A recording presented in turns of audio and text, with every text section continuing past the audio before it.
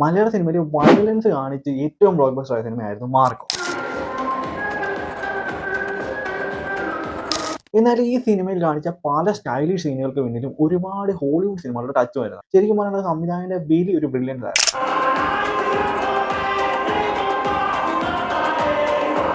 അങ്ങനെ മാർക്കോ എന്ന ഈ സിനിമയിലേക്ക് ഇൻസ്പയർഡ് ആയ ഹോളിവുഡ് സിനിമകളും മറ്റു ഭാഷാ സിനിമകളെ കുറിച്ചുമൊക്കെയാണ് ഇന്ന് ഈ വീഡിയോയിലൂടെ നമുക്ക് സംസാരിക്കാൻ പോകുന്നത്. അപ്പോൾ സമയം വിട്ടുകളാതെ നമുക്ക് നേരെ വീഡിയോയിലേക്ക് പോകാം.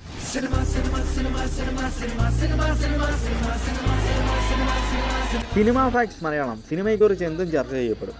ഒരുപാട് ഹോളിവുഡ് പടങ്ങളും ആക്ഷൻ സിനിമകളും ഒക്കെ കണ്ട പ്രേക്ഷകർക്ക് വേണ്ടി മലയാള സിനിമയിലേക്ക് സംവിധായകനായ ഹനീഫ് അദേനി ഉണ്ടാക്കി വെച്ച ഒരു ട്രീറ്റ് തന്നെയായിരുന്നു ഈ സിനിമ. KGF സിനിമയെ ഓർമ്മിപ്പിക്കുന്ന ഒരുപാട് സീനുകൾ മാർക്കോ എന്ന സിനിമയിലുണ്ടായിരുന്നു. ഇവയിലെ ആദ്യ സീനായിരുന്നു ആ കൊച്ചു കുട്ടികളെല്ലാവരും മാർക്കോയെ കുറിച്ച് പറയുന്ന ആ സീൻ. KGF 1 ഒരു സീനിൽ വെച്ച് കൊച്ചു കുട്ടികൾ റോക്കി ബായിയെ കുറിച്ച് പറയുന്ന ആ സീനിനെ ഓർമ്മിപ്പിക്കുന്ന രീതിയിലായിരുന്നു മാർക്കോയിലുണ്ടായിരുന്ന ഈ സീനുകളെല്ലാം.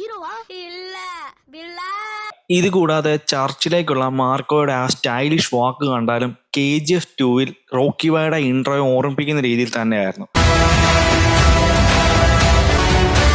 ഇത് കൂടാതെ ഇന്റർവെൽ ബ്ലോക്കിലുള്ള ആ ഒരു പ്രത്യേക സ്റ്റൈലിഷ് ആയിട്ടുള്ള ഒരു സ്റ്റാൻഡ് ഉണ്ട്. ആ ഇന്റർവെൽ ബ്ലോക്കിൽ ഇന്റർമിഷൻ എന്ന് എഴുതി കാണിക്കുന്ന അതേ സീൻ ഏറെക്കുറെ അതേപോലെ തന്നെയാണ് KGF 1 കാണിച്ചിരിക്കുന്നത്.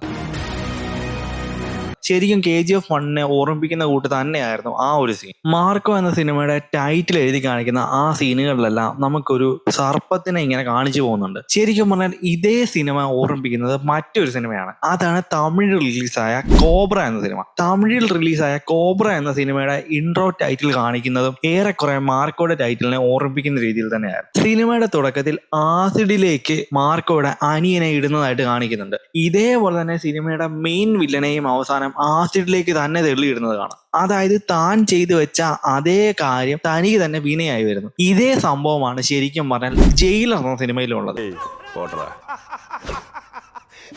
ജയിലർ എന്ന സിനിമയിൽ വിനായകൻ ചെയ്യുന്ന അതേ പ്രവൃത്തി അവസാനം അയാളുടെ അന്ത്യത്തിലേക്ക് നയിക്കുന്നു. ശരിക്കും അതേ ടൈപ്പുള്ള ഒരു ഫോർമാറ്റാണ് ഇവിടെയും യൂസ് ചെയ്തിരിക്കുന്നത്. ഈ സിനിമയിലെ ആ ഒരു വാഹനത്തിൽ വെച്ചുള്ള മാർക്കോയുടെ എൻട്രി സീനിൽ ശരിക്കും പറഞ്ഞാൽ 2 സിനിമകൾ നമ്മൾ ഓർത്തു പോകും. ഇവയിലെ ഒരു സിനിമ KGF 1 തന്നെയാണ്. KGF 1 എന്ന സിനിമയിലെ റോക്കി ബായുടെ ആദ്യ intro happy birthday to you എന്നൊക്കെ പറഞ്ഞുള്ള ആ ഒരു കൊടൂര വയലൻസ് പറഞ്ഞുള്ള ഇൻട്രോ സീൻ പോലെ തന്നെയായിരുന്നു, അല്ലെങ്കിൽ അതിനെ ഓർമ്മിക്കുന്നത് പോലെ തന്നെയായിരുന്നു ശരിക്കും പറഞ്ഞാൽ മാർക്കോയിലെയും ഉണ്ണിമൂന്നന്റെ ഇൻട്രോ. അതേപോലെ തന്നെ മാർക്കോ എന്ന സിനിമയിൽ ഉണ്ണിമൂന്നൻ ആ ഒരു നായയുടെ വായ വലിച്ചു കയറുന്നത് പോലെ ഒരു സീനുണ്ട്. ഇത് ശരിക്കും പറഞ്ഞാൽ കിങ് കോങ് എന്ന സിനിമയിൽ നിന്നും ജസ്റ്റ് ഇൻസ്പയർ ചെയ്തതാവാം, അല്ലെങ്കിൽ അതിനെ ഓർമ്മിപ്പിക്കുന്ന രീതിയിൽ ഒരു സീൻ എടുത്തതായിരിക്കും. പിന്നീട് ആനിമൽ എന്ന സിനിമയിൽ തന്റെ അച്ഛനെ വേദനിപ്പിച്ചവരോടെല്ലാം താൻ പ്രതികാരം ചെയ്യുമെന്ന് പറയുന്ന ഒരു സീനുണ്ട്. എന്റെ കൈ കൊണ്ട് അവന്റെ കഴുത്ത് വെട്ടിയിരിക്കും. അതേ സീനിനെ ഓർമ്മിപ്പിക്കുന്ന രീതിയിൽ തന്റെ അനിയനെ ഇല്ലാതാക്കിയവരോടെല്ലാം താൻ പ്രതികാരം ചെയ്യുമെന്ന് പറയുന്നുണ്ട്. എന്റെ വിക്ടറിനെ ഇല്ലാതാക്കിയവരെ മുഴുവൻ ഞാൻ കൊല്ലും, ചോര കൊണ്ട് ഞാൻ അവരെ കുളിപ്പിക്കും. ഇത് ശരിക്കും പറഞ്ഞാൽ അനിമലിൽ നിന്നും ഇൻസ്പയർ ആയതായിരിക്കാം, അല്ലെങ്കിൽ അനിമലിനെ ഓർമ്മിപ്പിക്കുന്ന രീതിയിൽ ഒരു സീൻ വെച്ചതായിരിക്കാം. ഇത് കൂടാതെ ഈ സിനിമ ബുണ്ടോക്ക് സ്റ്റൈൻസ് എന്ന ഒരു ഹോളിവുഡ് സിനിമയിലും ഉണ്ട്. ആ സിനിമയിൽ എന്നാൽ ഇതേപോലെ തന്നെ കാണിക്കില്ല, ജസ്റ്റ് അവിടെ അവരുടെ അടുത്ത് വെച്ച് തന്നെ പറയുന്നതാണ്. എന്നാൽ അത് കാണുമ്പോഴും ഇത് കാണുമ്പോഴും ഏറെക്കുറെ ഒരേ ടൈപ്പുള്ള ഡയലോഗുകളാണ് അവിടെ പറഞ്ഞു പോകുന്നത്. മാർക്കോ എന്ന സിനിമയിൽ സിദ്ദിഖിനോട് അപമര്യാദയായി പെരുമാറുക, അല്ലെങ്കിൽ ഒരു ടേബിൾ മാനേജ് കാണിക്കാത്ത ഒരാളെ പെട്ടെന്ന് മാർക്കോ അടിക്കുന്ന ഒരു സീനുണ്ട്. ഈ സീൻ ശരിക്കും പറഞ്ഞാൽ കണ്ടാൽ നമ്മൾ ബിഗിലിലെ ഒരു സീൻ ഓർത്ത് പോകും. ബിഗിൽ എന്ന സിനിമയിൽ മൈക്കിൾ റാപ്പർ എന്ന ക്യാരക്ടർ പെട്ടെന്ന് ഒരാളോട് ഇങ്ങനെ പെരുമാറുന്ന ഒരു സീനുണ്ട്.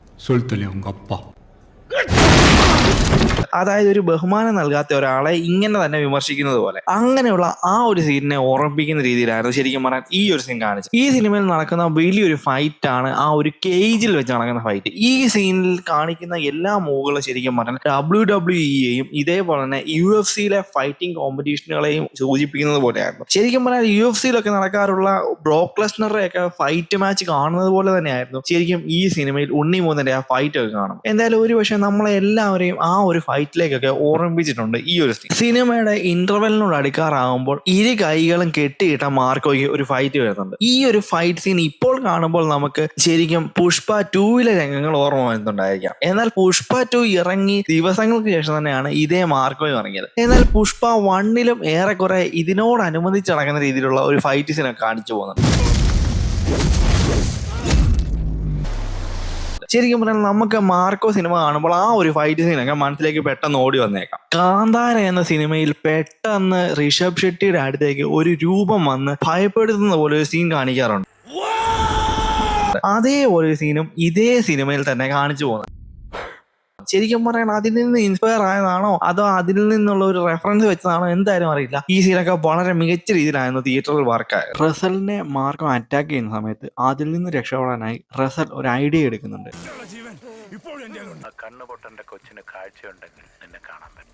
ഇതേ ഐഡിയ ആണ് ജയിലർ എന്ന സിനിമയിൽ രജനീകാന്തിൽ നിന്നും രക്ഷപ്പെടാനായി വർമ്മൻ തയ്യാറാക്കുന്നത്. இந்த ஃபோன் கால் முடிச்சுனா சத்தியம் மட்டும் நீ என்ன விட்டுடு. நான் அப்பவே சொன்னீல சார். ശരിക്കും പറഞ്ഞാൽ ആ സീനിനെ അതേപോലെ തന്നെയാണ് മാർക്കോ കണ്ടപ്പോൾ നമ്മൾ ഓർത്തുപോയത്. ഈ സിനിമയിൽ സ്റ്റെയർ കേസിൽ വെച്ചുള്ള ഒരു വലിയ ഫൈറ്റ് സീൻ ഉണ്ട്. ആ ഫൈറ്റ് സീനിലെ ഉണ്ണിമൂന്നിന്റെ ആറ്റിറ്റ്യൂഡും സ്വാഗും ഒക്കെ വേറെ ലീഗായിരുന്നു. എന്തായാലും ഈ ഒരു ഫൈറ്റ് സീൻ ആക്ച്വലി മാർവലിന്റെ ഡെയർ ഡെവിൾ സീരീസിലെ ഒരു സീനായിരുന്നു ഇതിന് ഇൻസ്പയർ ചെയ്തത്. അതായത് ആ ഒരു സിനിമയിൽ കാണിച്ചു പോകുന്ന അല്ലെങ്കിൽ അനിമലിലും ഇതേപോലുള്ള ഫൈറ്റ് സീൻ വരുന്നുണ്ട്. എന്തായാലും അങ്ങനെയുള്ള ഫൈറ്റിനെ ഓർമ്മിപ്പിക്കുന്ന രീതിയിലായിരുന്നു ഈ ഒരു സീൻ ഉണ്ടായിരുന്നത്. ഈ സിനിമയിൽ ജഗദീഷിനെ കൊല്ലാനായി ഉണ്ണിമൂന്നൻ ഇടുന്നൊരു പ്ലാൻ ഉണ്ട്. ആ പ്ലാൻ അടിപൊളിയായിട്ടാണ് സിനിമയിൽ ആവിഷ്കരിച്ചിരിക്കുന്നത്. ഈ scene eyes of the devil എന്നൊരു ഹോളിവുഡ് സിനിമയിൽ കാണിച്ചു പോകുന്നുണ്ട്. ശരിക്കും പറഞ്ഞാൽ അതിൽ നിന്നൊക്കെ ഇൻസ്പയർ ആയിരിക്കാം ഇങ്ങനെ ഒരു സീൻ ഉണ്ടാക്കിയിരിക്കുന്നത്. എന്തായാലും വളരെ മികച്ച രീതിയിൽ തന്നെയാണ് ഈ സീനൊക്കെ അവിടെ പ്ലേസ് ചെയ്തിരിക്കുന്നത്. ഈ സിനിമയിലെ നമ്മൾ ഒരുപാട് അത്ഭുതപ്പെട്ട് കണ്ടുപോയ സീനാണ് കബീർ ദുഹൻ സിംഗിന്റെ ആ വൈ സോ സീരിയസ് എന്നുള്ള ഡയലോഗ് വെച്ചുള്ള സീൻ. നോളന്റെ ഡാർക്ക് നൈറ്റ് എന്ന സിനിമയിലെ ജോക്കറിന്റെ ഒരു ഡയലോഗ് ആയിരുന്നു ആക്ച്വലി ഇത്. ഈ സിനിമയുടെ ഏറ്റവും ഹൈലൈറ്റ് ആയ സീനാണ് ലാസ്റ്റിൽ മാർക്കോ പ്രതികാരത്തിന് പോകുന്നതിന് മുന്നുള്ള ആ ഒരു കുളിക്കുന്ന സീൻ. ജോൺ വിക്കിന്റെ ഒരു സിനിമയിലെ പുള്ളിക്കാരന്റെ ഒരു ഇൻട്രോ സീൻ ആയിരുന്നു ശരിക്കും ഈ സീനിൽ നമ്മളെ ഓർമ്മിപ്പിച്ചത്. ശരിക്കും അതേപോലുള്ള ഒരു സ്റ്റൈലിഷ് മേക്കിംഗ് തന്നെയായിരുന്നു ഈ ഒരു സീനിലും കാണിച്ചു പോയത്. മാർക്കോ എന്ന സിനിമയ്ക്ക് ഇൻസ്പയർഡ് ആയ സിനിമകളെ കുറിച്ചാണ് ഇന്ന് ഈ വീഡിയോയിൽ നാം സംസാരിച്ചത്. ഇതുപോലെയുള്ള ഇൻഫോർമേറ്റീവ് സിനിമ വീഡിയോസ് നിങ്ങൾക്ക് ഇഷ്ടമാണെങ്കിൽ മറക്കാതെ ഈ പേജ് ചാനൽ ഒന്ന് ഫോളോ ചെയ്തേക്കണേ. അപ്പോൾ അടുത്തൊരു വീഡിയോ കാണാം. അതുവരെയും ബൈ.